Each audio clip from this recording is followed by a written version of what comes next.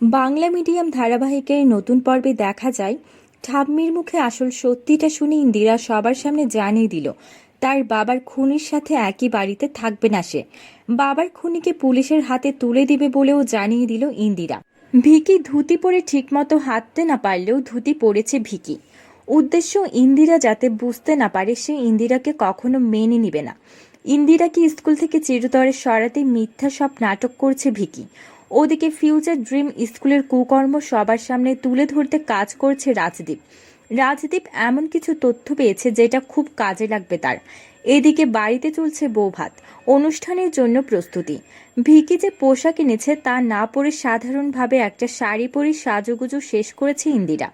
ঠাম্মি রুলি পরাতে গেলে ইন্দিরা পড়তে অস্বীকার করলে ঠাম্মি ভুল করে বলে ফেলে, এটা তোর জন্য আমি অনেক আগেই তো বানিয়ে রেখেছিলাম। ইন্দিরা বলে, অনেক আগে মানে? আমি তো বুঝতে পারলাম না। ঠাম্মি কৌশল করে জানিয়ে দিল, আমার ভিকি দাদুর সাথে যারই বিয়ে হোক না কেন তাকেই তো আমার পক্ষ থেকে কিছু একটা দিতে হতো, তাই আগে থেকেই বানিয়ে রেখেছিলাম যাতে করে নাত বউকে দিতে পারি।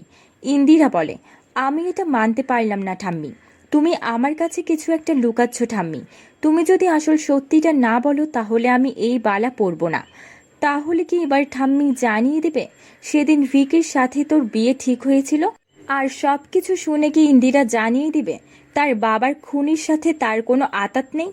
আমি আমার বাবার খুনির শাস্তি চাই। বন্ধুরা, তোমাদের কি মনে হয়? এক্ষুনি একটা লাইক দিয়ে এবং কমেন্ট করে জানিয়ে দাও তোমাদের মতামত। ধন্যবাদ।